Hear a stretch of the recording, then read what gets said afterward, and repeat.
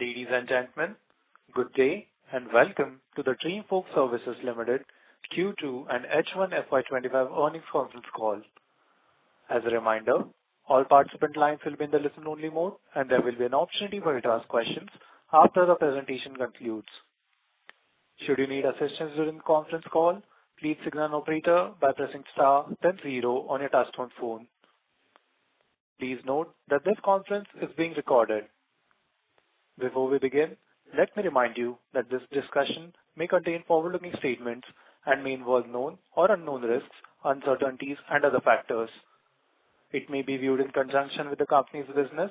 Risks that could cause future results, performance, or achievements to differ significantly from what is being expressed or implied by such forward-looking statements.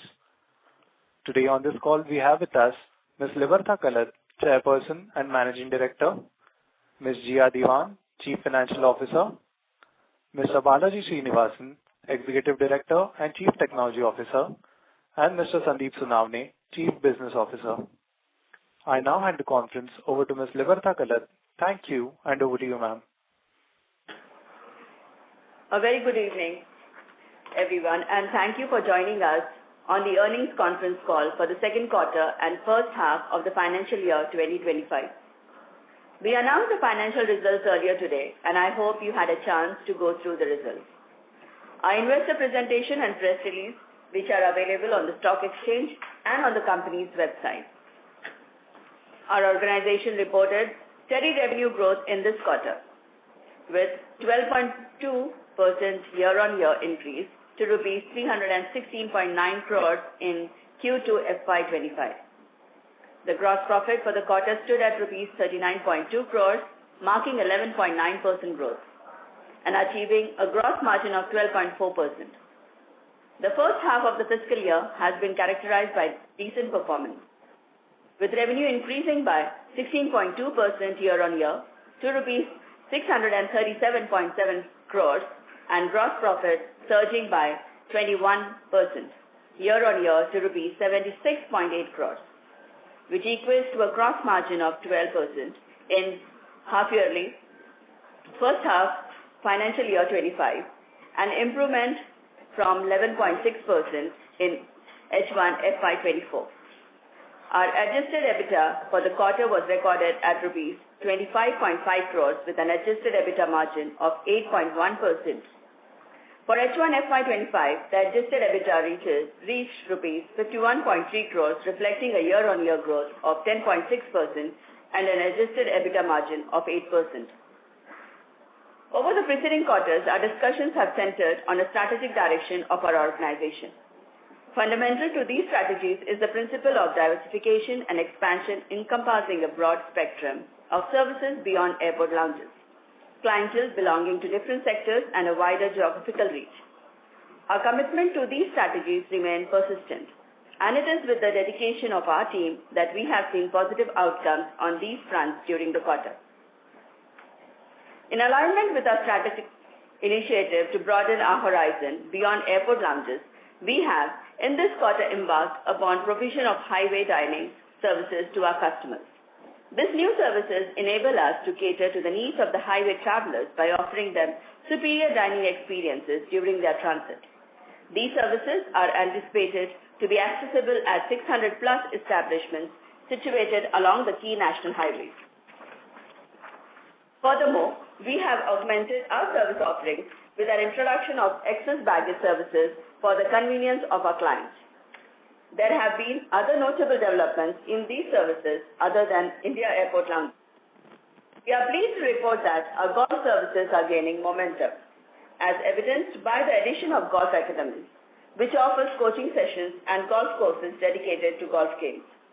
The increasing popularity of golf in India is a trend we anticipate will persist and will continue our efforts towards adding more courses throughout the country to make the sport more accessible for the customers.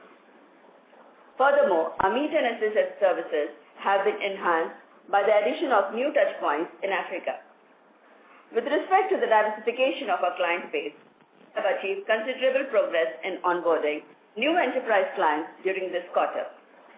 Our collaborations have expanded to include 7 enterprises from various sectors. To highlight a few noteworthy partnership, we have established a relationship with Akasa Air, the latest entrant in the airline industry. As part of this collaboration, Akasa Air crew members will be granted access to our airport lounges, providing them with a space to unwind between flights, thereby offering an alternative to hotel accommodations or prolonged waits in terminal areas. In addition, we have engaged in collaborative campaign with Amazon during the Amazon Prime Day period. Our services were integrated with Amazon Pay on their co-branded credit card statement page, enhancing the customer experience during this promotional period. Another addition to our portfolio is Countrywide Networks, a loyalty firm specializing in rewards and recognition or incentive programs for other corporations. Through this partnership, Dreamfolks services will be incorporated in their reward and recognition offerings. These examples represent just a few of the new enterprises that have joined our extensive list of clients. For further details on our client expansion, I will defer to Sandeep, who will provide additional insights. We are pleased to affirm that we have maintained 100% coverage at all Indian airports. During the quarter, we have extended our lounge services to include 3 new lounges at Pune Airport and the business class lounge at the Kochi International Airport. Following these additions, the aggregate number of lounges within India featuring Dreamfolks presence has reached 74 lounges. On the international front, we have also augmented our global lounge network with additional lounges. In total, 38 lounges have been integrated into our international network, with a predominant expansion occurring in Asia. Now, allow me a few minutes to talk about the industry. The future of the travel industry continues to look promising in India, with expectation of robust growth driven by a combination of socio-economic factors, technological advancement, and strategic initiatives by the government, as well as the companies operating in the space like Dreamfolks.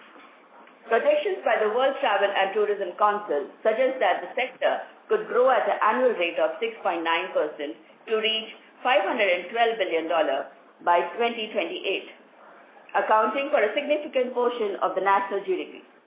As the number of airports in India continues to rise, especially in high-traffic markets and Tier 2 and Tier 3 cities, existing airports are expanding their lounge facilities, thereby accommodating a greater number of travelers.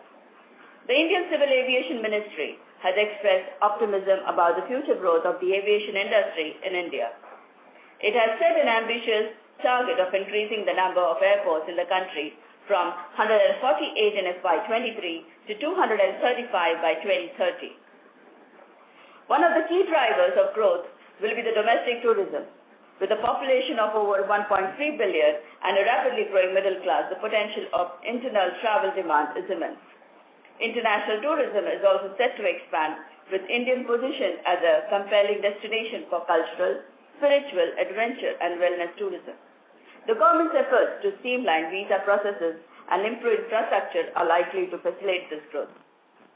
Another industry we are associated with is the credit card industry.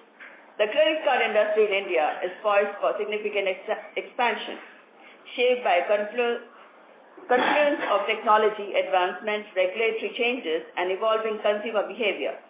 In recent years, the penetration of credit cards has seen a steady increase, with the Reserve Bank of India reporting a rise in the number of credit card accounts. The number of credit cards in circulation has grown by 14.1% in Q2 year-on-year to 106.1 million. The surge in credit card usage in India can be attributed to several factors. The banking landscape is undergoing a significant transformation, with a growing number of banks, credit cards, and fintech companies partnering with startups and new age business to encourage credit card usage. It is projected that the number of credit cards will increase by 33 times over the next 2 decades, driven by the shift towards digital payments. Further, factors such as growing middle class, increased digitalization, and a shift towards cashless transactions have contributed to this uptrend. Demographic trends are also in favor of credit card growth. With one of the youngest population in the world, India's Gen Z and millennials are more open to adopting credit cards as a preferred mode of payment.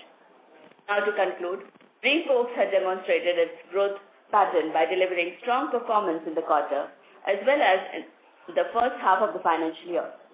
The strategic decision and expansions we have undertaken this quarter, from diversifying our services to enhancing our lounge network, will bear fruit in future. Our technological resilience and swift response to service disruptions further exemplify our commitment to operational excellence and customer satisfaction.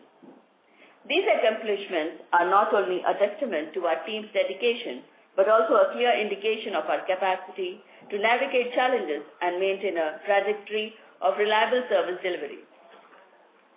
As we look ahead, we remain focused on leveraging our strength and exploring new opportunities to continue this upward trend. We are confident that our strategic initiatives, coupled with positive outlook for the airline industries, will propel us towards greater heights in coming years. With this, I would like to invite Sandeep to give an update. Thank you, Liberta. This quarter was an eventful one as far as the business was concerned, and happy to discuss the strategic trajectory that our organization has embarked upon in the recent quarters. As Liberta mentioned, our strategy remains rooted in diversification in terms of services, clientele, and of course, geographical expansions and improving our footprint there. During the quarter, our organization has taken a significant stride in expanding our service offerings, aligning well with our strategic goal of growth and diversification. We have launched highway dining services to cater to the needs of travelers on 60 key highway routes emanating from major cities like Delhi, Mumbai, Bangalore, Chennai, etc., with plans to make these services available at over 600 plus establishments. Our highway network continues to grow and road travel gains popularity. Dreamfolks is proud to extend its premium hospitality to ensure travelers enjoy exceptional dining at every stop along their journey. Additionally, we have introduced excess baggage services to enhance the convenience for our clients, where eligible cardholders can ship their excess luggage free of cost from inside the airport premises. Furthermore, we have significantly diversified our client base, adding new 7 enterprise clients from various sectors, and we continue to do so. In conclusion, our company stands at the forefront of service, innovation, and strategic expansion. The initiatives we have undertaken this quarter, from the introduction of highway dining service to expansion of our airport lounge network, reflects our dedication to meeting the evolving needs of our clients and travelers worldwide. As we continue to diversify our offering and forge new partnerships, we remain committed to excellence and the pursuit of growth. These advancements are not just milestones, but stepping stones towards the future, where our company sets the benchmark for service and innovation in the industry. Thank you. Now I hand over mic to Bala. Thank you, Sandeep. Our state-of-the-art technology infrastructure is the backbone of a company's success. The core of a business is a proprietary platform aimed at providing our customers a hassle-free experience. A platform is a realization of a vision to provide a seamless experience for every individual who interacts with our services.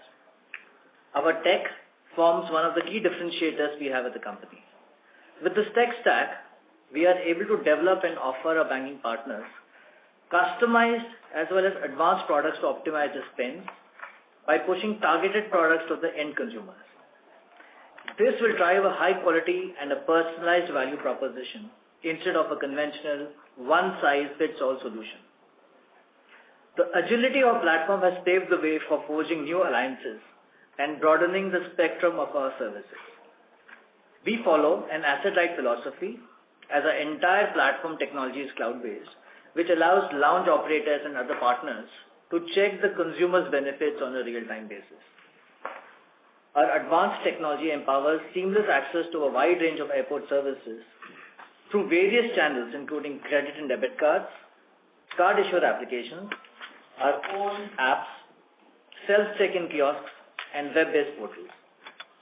This seamless integration of our technology with our banking partners have enabled us to reshape the benefit structure, allowing for a deeper and more intuitive connection between our platform and the services. In conclusion, Our proprietary tech platform is more than just an asset. It is actually the backbone of Dreamfolks, fueling our growth and enabling us to leave an indelible mark on the travel industry. As we look to the future, we remain dedicated to leveraging our technological capabilities to deliver unparalleled value to our clients and partners alike. Now I would hand over to Jia for an update on the financials for the quarter. Over to you, Jia. Thank you, Bala, and a very good evening to everyone. I will begin by giving you the Q2 FY'25 highlights first. With a focused approach from the team, we continue to see steady performance across key operating metrics. The company reported a revenue of rupees 316.9 crores, marking a growth of 12.2% from rupees 282.5 crores in Q2 FY'24. The company continues to have strong customer relationships and a focus to expand existing relationships to build sustainable and reliable revenue streams. Gross profit grew at 11.9% YOY to rupees 39.2 crores in Q2 FY'25 as compared to rupees 35.1 crores. Gross profit margin was at 12.4% in Q2 FY'25, similar to Q2 FY'24. Adjusted EBITDA, adjusted for non-cash ESOP expenses, was at rupees 25.5 crores, down by 4% as compared to rupees 26.6 crores in Q2 FY'24. This reduction is largely due to our commitment to investing in talent across various regions, aimed at enhancing our performance and foster long-term value for all stakeholders. Adjusted EBITDA margin was at 8.1% as against 9.4% in Q2 FY'20. Profit after tax was at rupees 16 crores as compared to rupees 17.7 crores in the same quarter of last year. PAT margin declined to 5.1% in Q2 FY'25 from 6.3% in Q2 FY'24.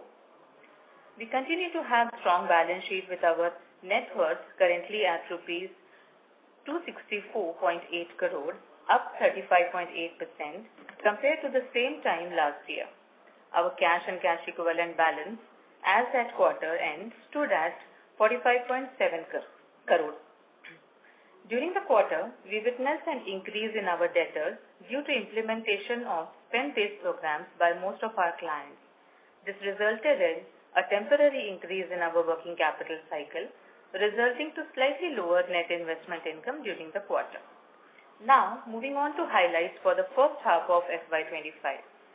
Revenue grew by 16.2% YOY to reach rupees 637.7 crores in half year FY'25 as against rupees 548.8 crores in half year FY'24.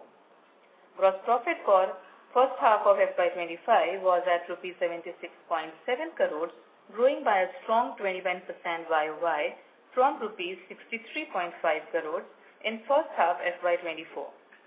Gross profit margin was at 12% in first half of FY'25 versus 11.6% in first half of FY'24. Adjusted EBITDA for the first half of FY'25 was at rupees 51.3 crores, reporting a growth of 10.6% YOY. Adjusted EBITDA margin was at 8% in first half of FY'25 as compared to 8.5% in first.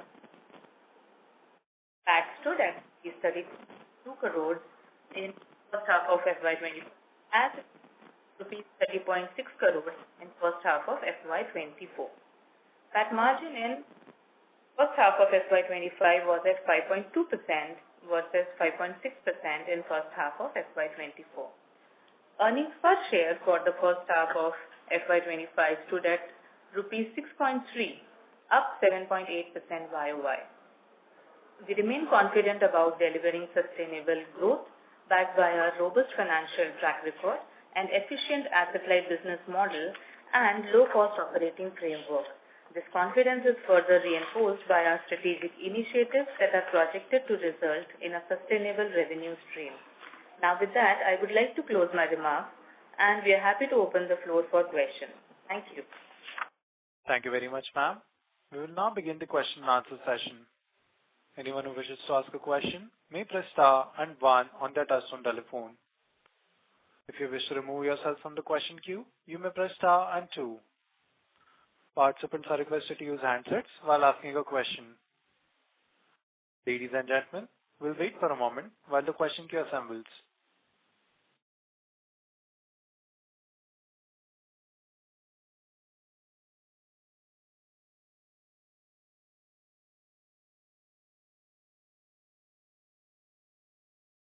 Our first question is from line of Omkar Chitnis from Trade Brains Private Limited. Please go ahead. Thank you for giving the opportunity. My first question is, as recently you ventured into the highway dining business, I want to know how this highway dining service differ from the traditional restaurant business, which are more popular among the travelers in India. So I want to know what are the marketing efforts and strategies companies able to promote to get more number of visitors to that. So it is different. First of all, it is different from the regular offering that you and me are availing today as far as the food is concerned. Here what we are talking about is basically benefit that will be given to the consumer on the card that he or she is holding. So for example, imagine if you are traveling from say on a highway from Bombay to Pune, and in between you have say a food court. And what if you are traveling along with 2 or 3 friends? So you actually go into the outlet which is part of our outlet base, and you go there and tap your card and avail the benefit as a free meal, which is again offered or sponsored by some of the issuers.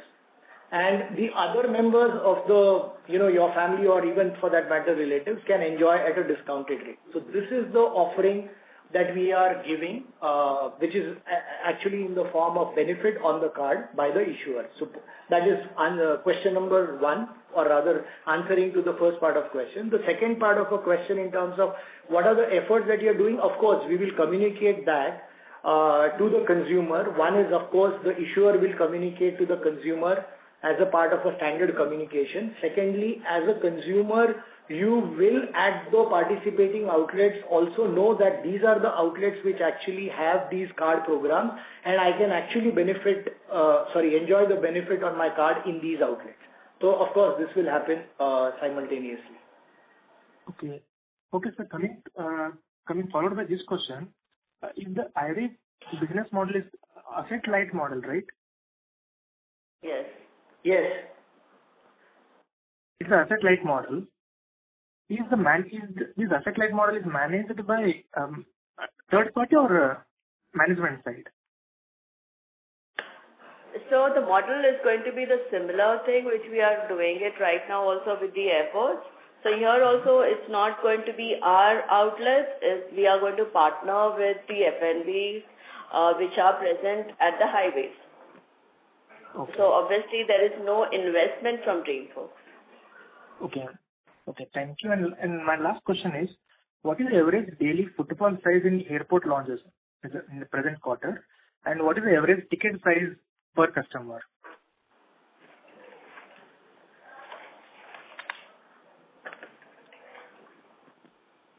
So the total pax for this quarter for us was 2.59 million. Mm-hmm.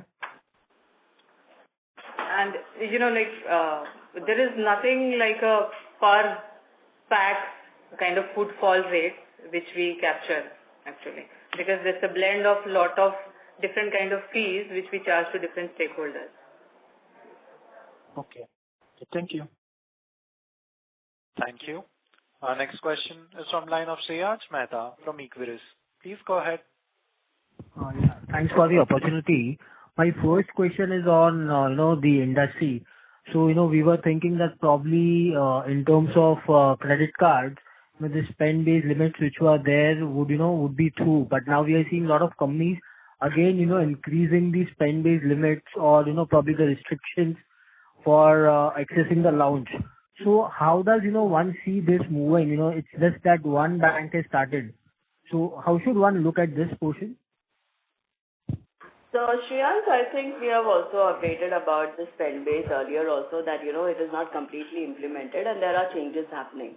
So, it's not that, the previous spend base, it has started from last December onwards, right? It's going to be a year, but not completely full-fledged. So, I would say that still this exercise is on, and we would say that right now it's just one issuer who has further changed or enhanced the spend limit, and there will be other which will be following now in terms of, changing the benefits. So I would say that all these were, we would not say that, we have completely considered that, these changes would happen. But yeah, I would say that this will further take at least a year for us to stabilize. So yes, there will be these changes in terms of additional limits enhancement which will be happening. Got it. And despite that, we still continue to maintain our 20% revenue CAGR growth for, let's say, at least next couple of years? So Shreyans, it will be very difficult right now to talk about it because, last time, have actually given the forecast, I would say that there will be a change in it because the way the spend limits are increasing. So I would say that there are chances that, we will not be able to stick on the projections what we had given in the past. So, and I will not be able to even commit directly right now because as I told you, that these changes will further take place and which will take a year for us. So, I would say that, at this moment it will be very difficult to comment anything on the projection. Got it. Ma'am, just one clarification. When you are saying, probably there could be, this 20%, whatever number we have given. So you're talking about particularly this year or probably even next year. So how should one look at FY'25? I think, Shreyans, it's what Liberta was mentioning it's early stage for us. So we are also very closely observing and monitoring the trends in the market. So as of now, I don't think the visibility is there of how the programs will be in the next couple of years. Okay. There is a trend that, typically when something is done, typically there are new projects or new cards that are launched which may have newer benefits. And the demographic shift of users will migrate from one program to another program within the same issuer portfolio and across issuer portfolios. But for us to actually quantify what the number would be, I think we are fairly early and we probably don't have enough data to quantify that. Got it. Sure. Second question is in terms of, the revenues from other segments or non-loan segment. What is that proportion in 1H and what could be in 1H FY'24 if that number is available? So currently, it is around 6.7%, which is actually increased if you were to see, Shreyans. I think last time when we had a call, we said we moved in the last 2 to 3 years from a 2% to a 6%. However, it is, improving and we continue with our guidance of, having 20% contribution of all the other services other than the lounge in the next 4 to 5 years. Got it. And last question from my side, in terms of employee benefit expense, can you just split between the ESOP cost and what is the additional cost due to the addition to the employee count? Okay. So, Shreyans, the ESOP cost comparatively, from the previous quarter has not increased much. So primarily the increase is driven by the recruitment and the recruitment related expenses. Okay. So is it fair to assume that this number on a recurring basis would be closer to 10.5 crore on a quarterly basis? It would remain in the same range because we are hiring, as we had mentioned, that we are hiring across the region. So there would be an investment in the talent related costs. Got it. That's it from my side. Thank you and all the best. Thank you. Our next question is from line of Mausam Mehta from Wealth Guardian Services. Please go ahead. Hello? Hello, am I audible? Yes, Ms. Morgan, Yes. please go ahead. Yeah. So one thing I wanted to ask is the technical glitch that we had recently faced. Can you just explain a little bit about it? And what sort of precautions we are taking it going forward? So there was integration which was actually ongoing, and that was one of the reasons that this had taken place.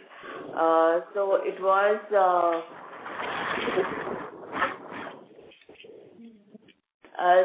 was integrating with one of our clients, and it was also a international integration which we were doing for one of the clients. So I would say that because of those changes which were happening, that glitch had happened. And if you have to ask me that, if we have taken care for the future, yes, we have, to ensure that, this does not happen. And I think our CTO will update you on this.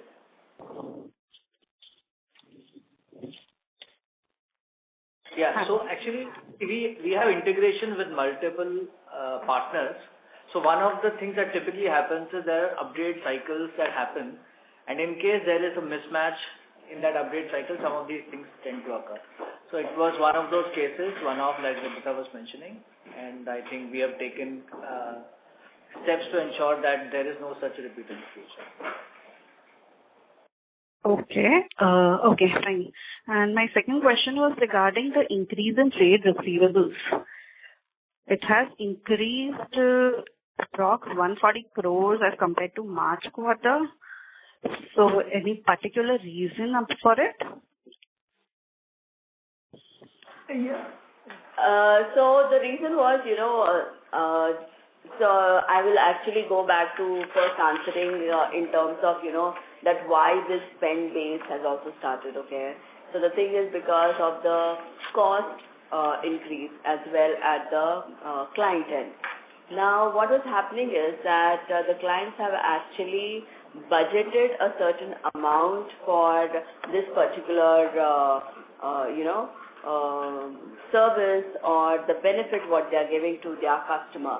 And as the budget was exhausted, so it was in terms of, the approvals which was taking time at that end. So that led to a delay in the payments from their end to us, and that was the reason that, why we actually had to use it. Okay. Thank you. Thank you. Our next question is from the line of Yash Tarak from RSPN Ventures. Please go ahead. Thank you for the opportunity. As we can see, there has been an extraordinary increase in the employee expenses. I would just like to know where the employees will be specifically used in the long run, and when can we see a similar increase in revenue as compared to the employee expenses? Yeah. So there is a finite answer and a little not so finite answer to your question. One is basically why we have taken employees. It is absolutely as a part of our expansion strategy. We do not want to be dependent on one type of client, and we do not want to have only one type of service. So we are expanding services on one side, and you would have heard in the call that there are many services that we have added. On the other hand, we are not wanting to be dependent on client, and hence we are adding enterprise as a client. However, just tell you all people that when we add an enterprise, the revenue coming out of enterprise is not comparable to a bank. It will be far smaller. So point number one. Point number two, if you were to look at the go-to-market strategy, we are a lean team. So we are dependent on actually going to those enterprises or industries where we are able to really talk to a few clients and get bigger volumes. So as we speak, we have already started doing that, and that has long gestation periods. And because of which it will take time for us to really see a significant improvement in the revenues coming from enterprises. And that is why we keep giving guidance that 20% of the revenue will happen only after 4 to 5 years, because it's a very slow burning process. And we continue to see that. I mean, and to answer your specific question in terms of how much it will, so frankly speaking, we have increased our employee by almost 12 to 20, and that's the plan. So we have hired few, and we will hire few in the coming quarter.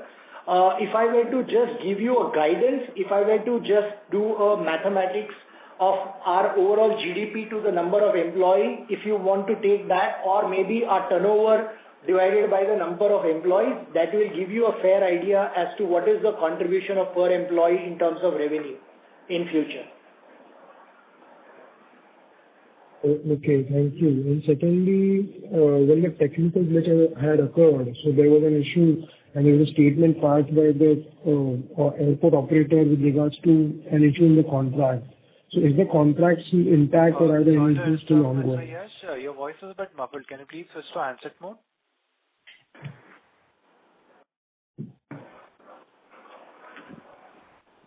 Can you hear me?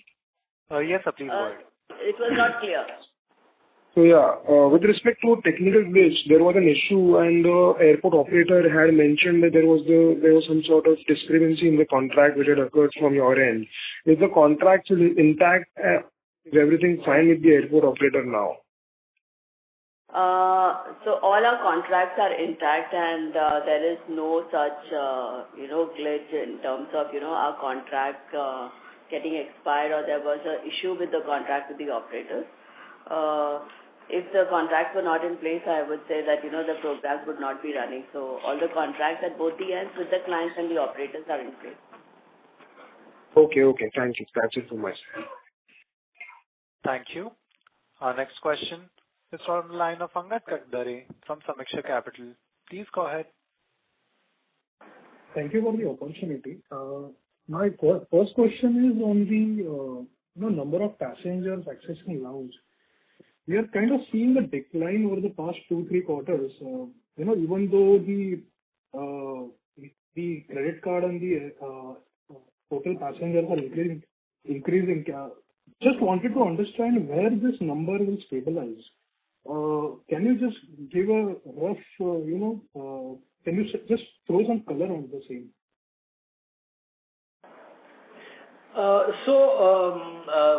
Your statement entirely is not right. It was still positively growing. However, your statement is right in the manner that the growth is decelerating, and I agree.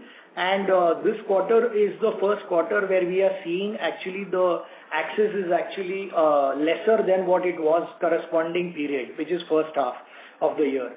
So if you were to really look at the macros, they are very well intact, whether it is airport traffic or for that matter credit card growth. However, as we mentioned also in our previous quarters earning calls, that the spend-based program that is getting implemented by banks, we try our best in terms of putting our simulating models to ensure that we are closer to what would be the reality. But this time around, we have seen that the numbers are little sharper in terms of decline than what we are expecting, and unfortunately, it is still not known. Not every single client has actually implemented this. And I'm sure it's also in the common domain which you and me also as a consumer receive from the bank. Recently, one of the banks actually increased the spend limit, quarterly spend limit from a 35,000 to a 75,000. So that we did not expect because we thought that the bank had already introduced this system. But now with further increasing and becoming sharper, I think, this is what is not known, and we cannot actually foresee, and we cannot actually put it in our forecast. So these are some of the uncertain changes that we are seeing and witnessing in the spend-based program. And that is why our, inability to really put a number to the forecast properly, though we keep doing that. Sure, thanks. And on the guidance front, on the gross margin guidance, are we still intact or any change in that? No, we will stick to our gross margin guidance, so there will not be any change in the gross margin. Sure. And apologies, I missed on the revenue front. Are we going back from the 20% growth guidance for FY'25? So as I told you that, it will be very difficult for me to right now give you any right answer on this, because we are further seeing the changes happening. Because, with the existing clients who have already implemented the spend base, have further started changing in terms of their limits. So I would say that, to actually give you the right answer, it will be very difficult, because this thing in terms of the changes will still further take another year or so. So yes, and I would say that yes, there will be certain changes in terms of whatever was given as a guidance in our last quarter. Okay. Thank you. I'll get back in the queue. Thank you. Before we take our next question, we would like to remind participants that you may press star and 1 to ask question. Our next question is from line of Neeraj Vijay Kamtekar from Prosperity Financial Services. Please go ahead. Thanks for the opportunity. Sir, I understand that our company's business depends on the complementary benefit available to the cardholder to access the lounges. And so the continuation of the complementary benefit to the cardholder is necessary. Is it my correct understanding? Yes and no, both. So can you explain why? Yes, I understand, but why no? Yeah. So yes, you're right that, actually if you look at it, the way the business started was more, providing the benefit to the cardholder, which is a complementary benefit which was given by the network provider or the issuers. However, right now it's not just a dependency on the free benefit which has been provided by them. Right now, even the company is working with, enterprises. We are also working with airlines. We are also working with e-commerce. So I would say that there are multiple and different customers who are coming. So it is not that, you only a complimentary benefit given on the credit card. There are enterprises who are giving this as a benefit to their employees or even to their vendors, right? Or I would say that when I say that OTAs are also giving it as a loyalty benefit to their customers. Then airlines are also giving as a loyalty benefit, as well as customers an option to buy the lounge or the other services. So I would say that yes, it used to be only as a complimentary benefit earlier, but right now it is not just one of the gifts. There are other options as well. But what is the contribution of the other business from the other than the card holder? Say you mentioned that there are the airlines, OTA, enterprises, etc. But what is that percentage from that they are providing the total business? So right now the majority, yes, is from the complementary. But however, if you see that the other lines are also growing. So I would say that it is too early right now. But yes, eventually you will see that, the spread will also change. We did also mention about Amazon during the Prime Day period, you as a consumer could have actually gone there and availed the services where we said that, as a consumer, you will get 25% discount on the walk-in rates and you can buy the lounge access and actually go and access the lounge and use the benefit. So these kind of things we are doing. But yes, to answer your specific question, yeah, it is very small as of now, but it will be growing and it will be growing exponentially. Thank you for the answer, sir. Due to the interest of time, that was our last question for today. I would now like to hand the conference over to Ms. Librata Kalat for closing comments. Thank you all for joining our earnings call today. We hope your queries have been answered. For any further queries or information, please contact our investor relationship team at EY. On behalf of the company, I thank you all once again for your time and participation. Do take care of yourself and goodbye. Thank you very much. Thank you. On behalf of Dreamfolks Services Limited, that concludes this conference. Thank you for joining us, and you may now disconnect your lines.